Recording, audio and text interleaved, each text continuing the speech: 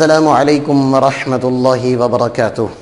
انا معکم محمد عبد اللہ المشمر المدرس بأکادمیۃ آسوی لاہور. کیف حالکم جمیعا؟ ارجو ان تکونوا بخیر وصحۃ وسلامہ. امید ہے کہ آپ خیر و عافیت سے ہوں گے. آج کا ہمارا سبق الدرس السابع والثلاثون 37واں سبق ہے. اس سے پچھلے سبق میں ہم نے مضارع کے مذکر کے صیغے ذکر کیے تھے. آج کے اس سبق میں مضارع کے مؤنث کے صیغے ذکر کریں گے. میں نے پچھلے سبق میں بھی عرض کیا تھا کہ جب مضارع کا نام آتا ہے تو اس کا مطلب یہ ہے کہ جب ہم اس کا ترجمہ کرنے لگیں گے تو حال اور مستقبل کا ترجمہ کریں گے. جیسے تخرجو، وہ عورت نکلتی ہے یا نکلے گی. تخرجو، خرجہ معنی نکلنا، تو تخرجو وہ عورت نکلتی ہے یا نکلے گی. تخرجانی، وہ دونوں، یہ مؤنث ہے اور غائب ہے، تو مؤنث کا ترجمہ کرنا ہے اور غائب کا ترجمہ کرنا ہے. تو تخرجو وہ عورت نکلتی ہے یا نکلے گی. تخرجانی وہ دو عورتیں نکلتی ہیں یا نکلیں گی. یخرجنا وہ سب عورتیں نکلتی ہیں یا نکلیں گی. اس کے بعد ہے مؤنث حاضر. مؤنث حاضر میں تخرجو یہ بالکل وہی صیغہ ہے، لیکن اس کا ترجمہ چونکہ حاضر ہے اس اعتبار سے ہم کریں گے کہ تخرجو آپ ایک عورت نکلتی ہو یا نکلو گی. تخرجانی آپ دونوں عورتیں نکلتی ہو یا نکلو گی. تخرجنا آپ سب عورتیں نکلتی ہو یا نکلو گی. یہ چونکہ مؤنث ہے اور حاضر ہے اس اعتبار سے ہم اس کا ترجمہ کریں گے. اس کے بعد اگلا ہے متکلم مؤنث و مذکر. آپ کو میں نے عرض کیا تھا ماضی میں بھی یہی ہوتا ہے اور مضارع میں بھی یہی ہوتا ہے کہ متکلم، واحد متکلم اور جمع متکلم، مذکر اور مؤنث دونوں میں برابر ہوتے ہیں. تو اخرجو میں ایک عورت نکلتی ہوں یا نکلوں گی.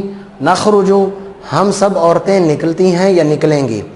مؤنث بولنا ہو تب بھی یہی صیغہ بولنا پڑے گا، اور اگر مذکر بولنا ہو، مرد بول رہا ہو کہ میں نکلتا ہوں یا نکلوں گا، اخرج من المسجد، نحن نخرج من البیت، ہم گھر سے نکلیں گے، تو یہ ایک ہی طرح کے صیغے ہوں گے. اب اس میں جو اہم کام ہے، جو ضروری کام ہے آپ کے کرنے کا، وہ یہ ہے کہ یہ وہی مصدر ہیں جو میں تقریباً 33 نمبر سبق میں ذکر کر چکا ہوں، اور ان کو سامنے رکھتے ہوئے یرقدو. اب یہ دیکھیں یہاں پر یرقدو ہے، تو اب آئیے یہاں پر بالکل اسی طرح رقدہ یرقدو کا معنی ہے سونا. ترقدو بالکل اسی طرح، ترقدو ترقدانی یرقدنا، ترقدو ترقدانی ترقدونا، ارقدو نرقدو، ارقدو میں سوتا ہوں، نرقدو ہم سوتے ہیں. اسی طرح اب یدخلو کو لیں تو یہاں تخرجو ہے تو یہ بالکل تدخلو بنے گا. تدخلو تدخلانی یدخلنا، تدخلو تدخلانی تدخلنا، اور ادخلو ندخلو یہ مذکر میں بھی آپ پڑھ چکے ہیں، ادخلو ندخلو.